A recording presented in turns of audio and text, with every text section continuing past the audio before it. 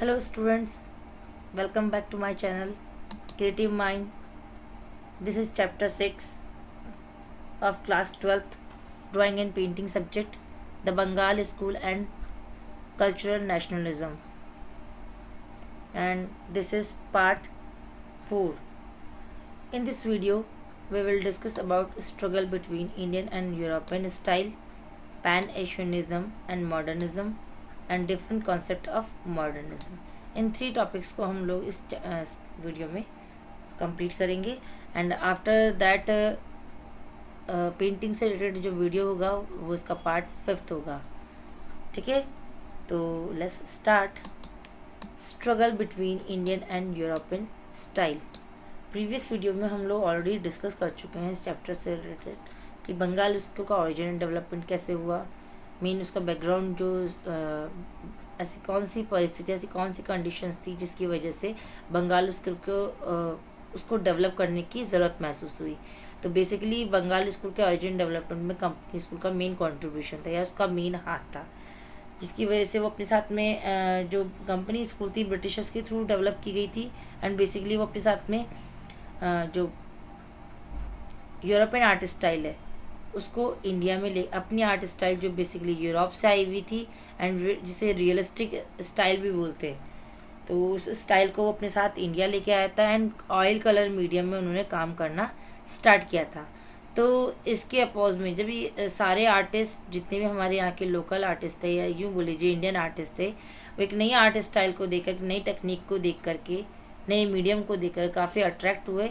And उन्होंने उस art style को या उस टेक्निक को अडॉप्ट करना स्टार्ट कर दिया, जिसकी वजह से हमारी जो मिनीचर पेंटिंग स्टाइल था या हमारी जो टेक्निक थी या हमारी जो थीम थी, जो भी हमारे काम करने का स्टाइल था, वो धीरे धीरे उसका डिक्लाइन स्टार्ट हो गया इंडिया में. एंड जैसे जैसे डिक्लाइन स्टार्ट हुआ तो हमारी जो आर्ट स्टाइल थी वो धीरे धीरे एग्जिस्टेंस होने लगी, मतलब उसका अस्तित्व होने लगा. एंड इंडिया के लगभग सभी हिस्सों में, मतलब measure of cities artist adopted European art style. मतलब मोस्टली जितने भी आर्टिस्ट थे उन सभी ने यूरोपियन आर्ट स्टाइल में काम करना स्टार्ट कर दिया था.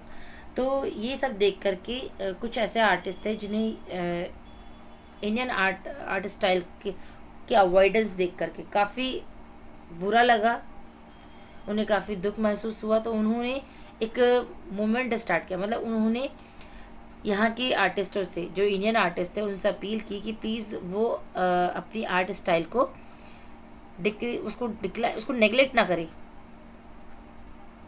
आप कोई काम कर रहे हो, नया काम कर रहे हो, बहुत अच्छी बात है, पर अपने पुराने ट्रेंड को, अपनी पुरानी जो हमारी आइडेंटिटी है, बेसिकली इंडियन आर्ट जो थी, इंडियन आर्ट स्टाइल थी, उसके अंदर उसकी मिनीचर जो उसकी जो उसकी मेन पहचान थी, उसकी आइडेंटिटी थी, वो उसका टेक्निक था, काम करने का स्टाइल, डेलिकेट वर्क होता था, बिल्कुल माइनर डिटेलिंग में काम होता था. वो सारी चीज़ें वो धीरे धीरे डिक्रीज होने लगी, मतलब आर्टिस्टों ने उसको अवॉइड करना स्टार्ट कर दिया. तब E.V. हेवल एंड अवनींद्रनाथ टैगोर, जो बेसिकली उस समय में कलकत्ता स्कूल ऑफ आर्ट के प्रिंसिपल भी थे एंड ब्रिटिश एडमिनिस्ट्रेटर भी थे, E.V. हेवल, उन्होंने यहाँ के आर्टिस्ट, इंडियन आर्टिस्टों से अपील की कि प्लीज़ आप यूरोपियन आर्ट स्टाइल को ब्लाइंडली फॉलो ना करके अपनी आर्ट स्टाइल को भी सपोर्ट करें. देन उनके साथ इस काम में, इस जो ये वर्क स्टार्ट हुआ था, इस काम के अंदर उनकी यहाँ के मेन आर्टिस्ट या इंडियन आर्टिस्ट जिनका नाम था अवनींद्रनाथ टैगोर, उन्होंने इनकी हेल्प की. तो दोनों ने ही मिलकर के इस आर्ट मूवमेंट को स्टार्ट किया. एंड धीरे धीरे ये कलकत्ता से होते हुए, बंगाल से होते हुए, ये अलग अलग सिटीज़ में ये धीरे धीरे फैलने लगा. तो जैसे जैसे इनमें काम धीरे धीरे बढ़ता गया, मतलब एक तरफ इंडिया के कुछ हिस्सों में जो अवनींद्रनाथ टैगोर के थ्रू जो आर्ट स्टाइल डेवलप की गई थी, या अवनींद्रनाथ टैगोर के थ्रू जो स्टूडेंट्स या जितने भी ट्रेंड आर्टिस्ट थे वो अपनी बंगाल स्कूल को सपोर्ट करते हुए इंडियन आर्ट को सपोर्ट कर रहे थे. वहीं दूसरी तरफ जो ब्रिटिशर्स के थ्रू जो आर्ट स्टाइल डेवलप थी, that means European art style के आर्टिस्ट, वो अपनी आर्ट स्टाइल को सपोर्ट कर रहे थे. तो इस बीच में, इन सबके बीच में एक स्ट्रगल स्टार्ट हो चुका था उस स्ट्रगल को देखिए। The student of Bombay school of art which have got training in realistic और European style by Gladstone Solomon who was the principal of Bombay school of art. जो बॉम्बे स्कूल ऑफ आर्ट के जो प्रिंसिपल थे जिनका नाम था ग्लैडस्टोन सोलोमन, ये basically European art style के मास्टर आर्टिस्ट थे एंड साथ ही बॉम्बे स्कूल ऑफ आर्ट के प्रिंसिपल भी थे। इन्होंने अपने स्कूल के, अपने आर्ट स्कूल के जितने भी स्टूडेंट्स थे उन सभी को रियलिस्टिक में या रियलिज्म आर्ट स्टाइल में, that means European art style में अपने आर्टिस्टों को ट्रेन करना स्टार्ट किया। दे पेंटेड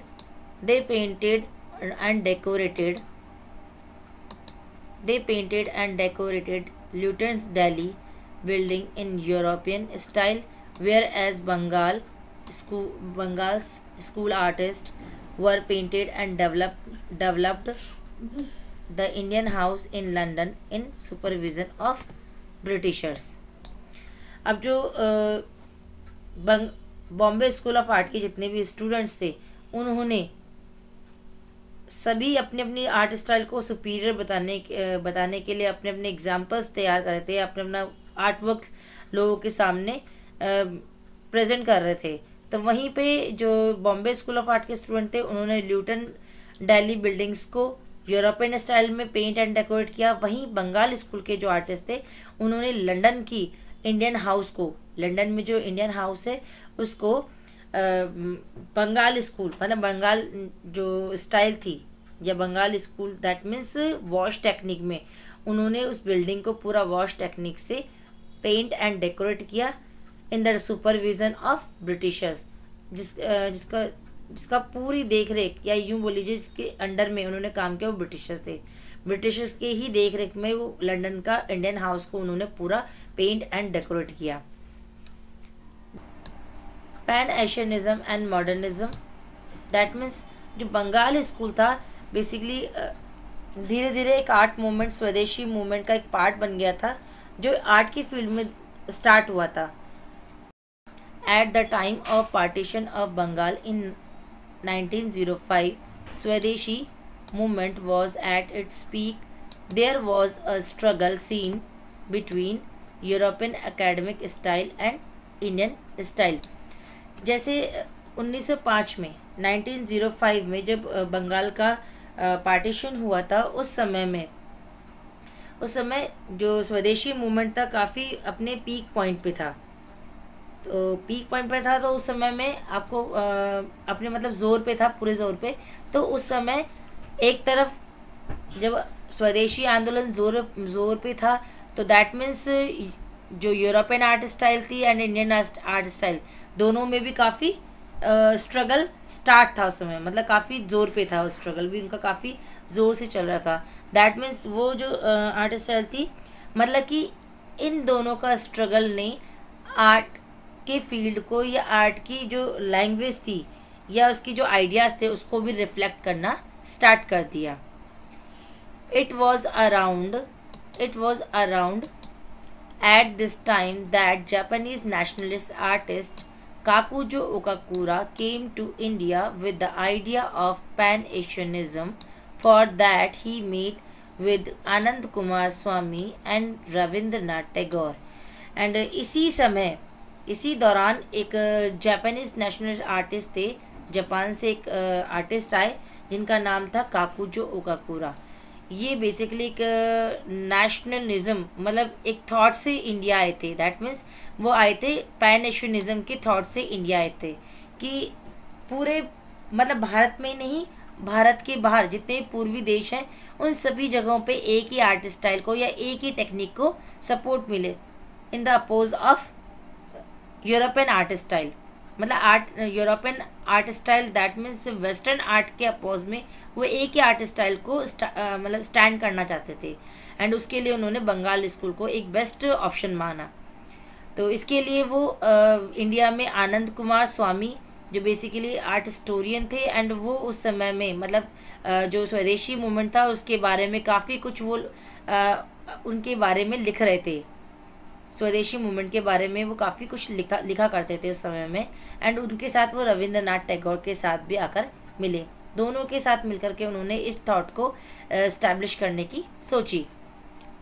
देन उसके बाद they wanted India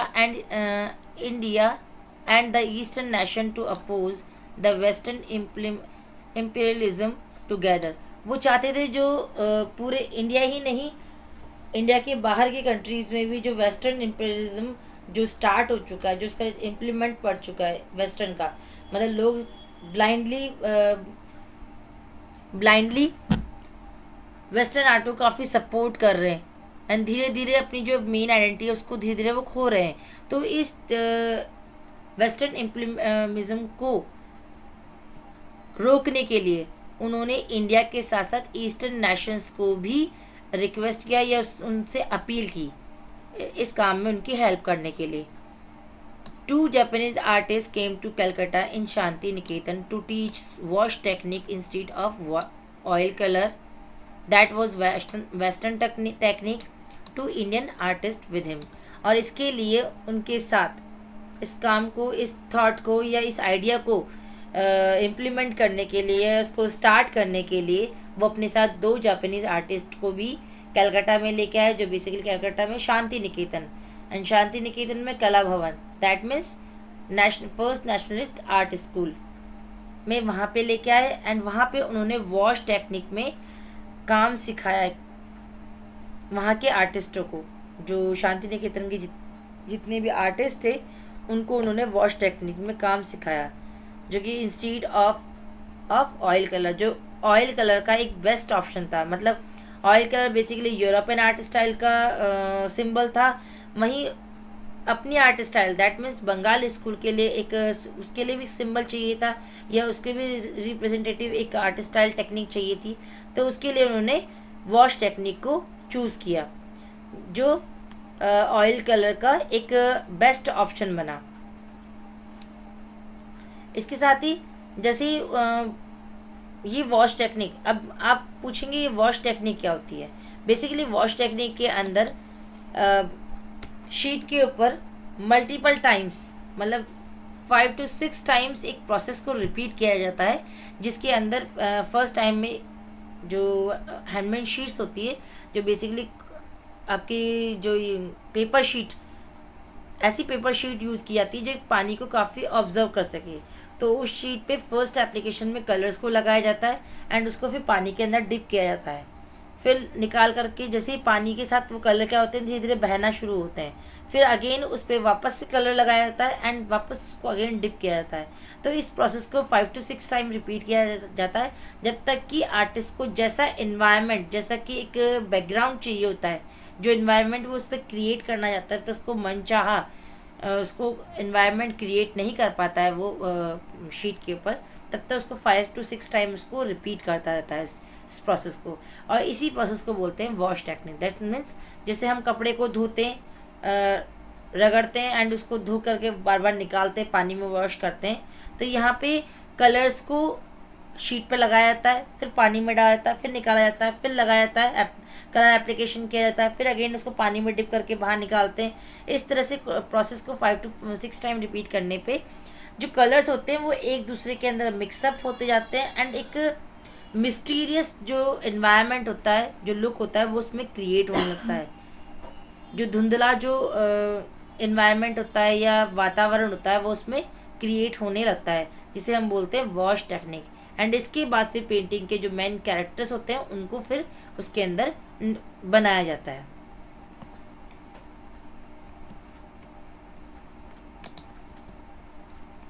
Paul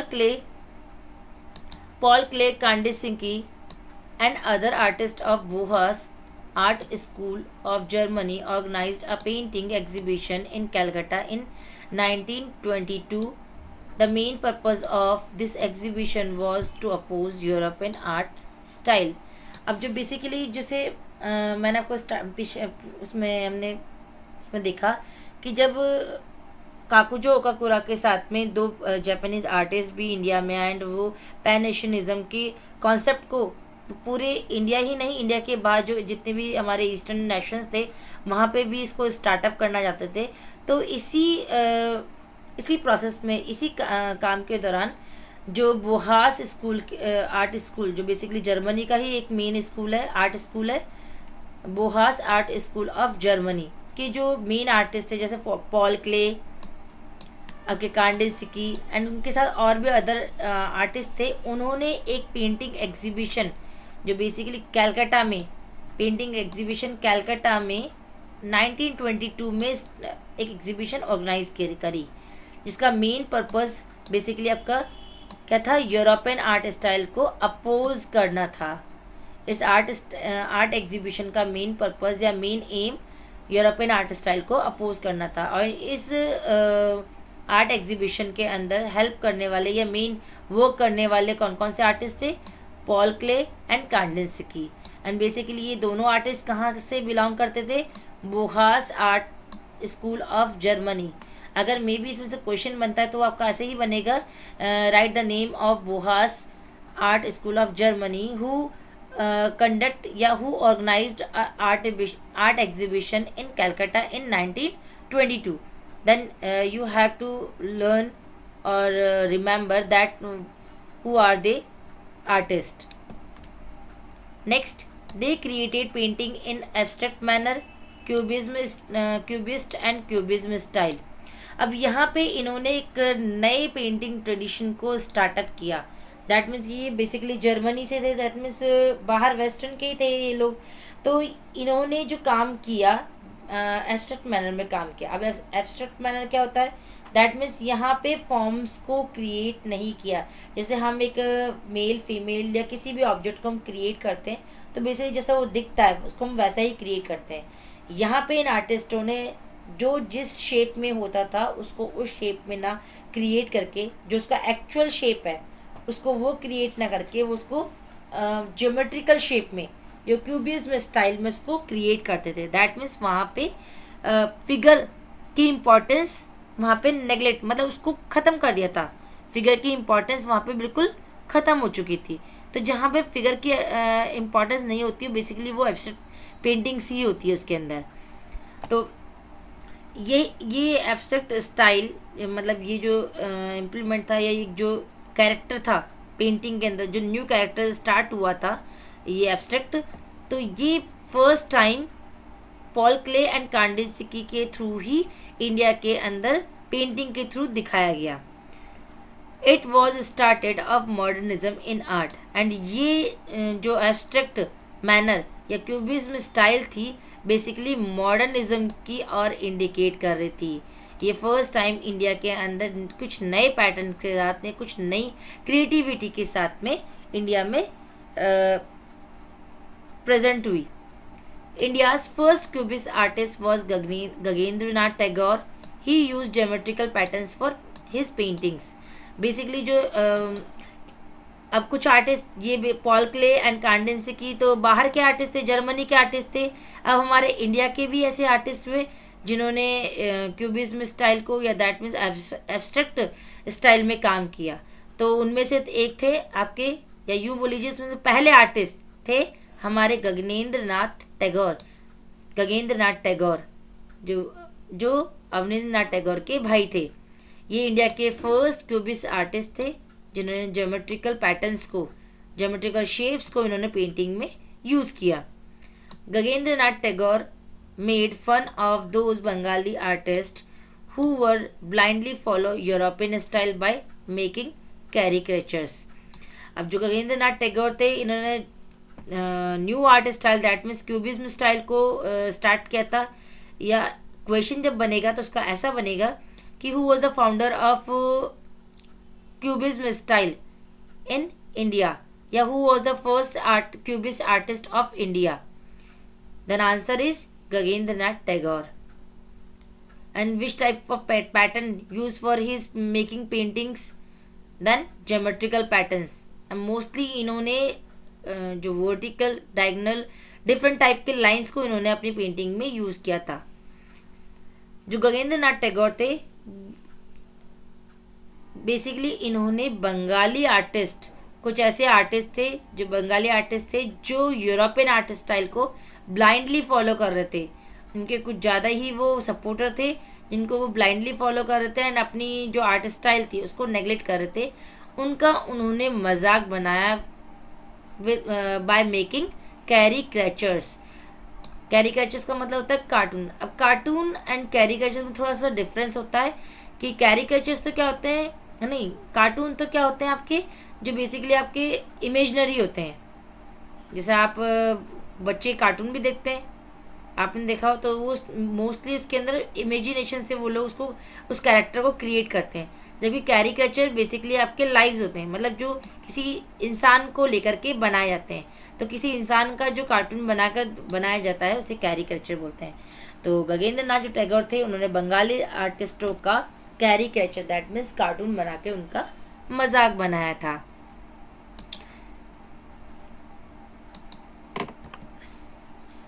next, different concept of modernism. यहाँ पे डिफरेंस कॉन्सेप्ट ऑफ मॉडर्निज्म। अब मॉडर्निज्म को लेकर के अलग अलग कॉन्सेप्ट मतलब दैट मीन्स अब ये आपके इंडिया की पॉइंट ऑफ व्यू से, इंडियन स्टाइल के पॉइंट ऑफ व्यू से एंड वेस्टर्न आर्ट के पॉइंट ऑफ व्यू से मॉडर्निज्म को कैसे डिफाइन किया वो देखिए।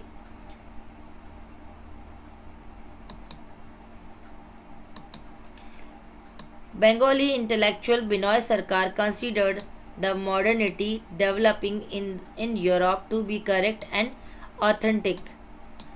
बंगाली इंटेलेक्चुअल एक बुद्धिजीवी थे, बंगाल से ही बिलोंग करते थे, जिनका नाम था बिनॉय सरकार। एंड बिनॉय सरकार ने बताया कि जो मॉडर्निटी है, जो मॉडर्निज्म है, बेसिकली जो यूरोप के अंदर विकसित हुई है, यूरोप की जो मॉडर्निटी है वो बेसिकली वो क्या है, एकदम करेक्ट एंड ऑथेंटिक है, एकदम सही है वो।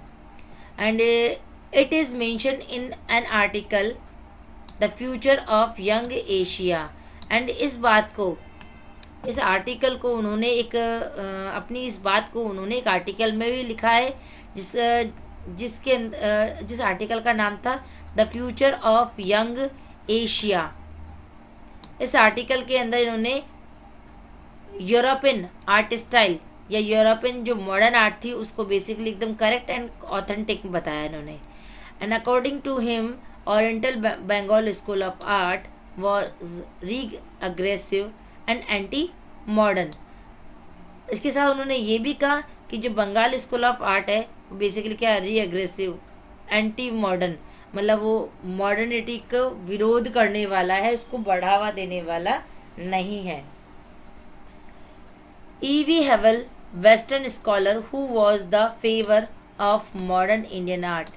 एंड जो E.V. Hewell थे बेसिकली जो ब्रिटिश एडमिनिस्ट्रेटर भी थे and Calcutta school of art के प्रिंसिपल भी थे।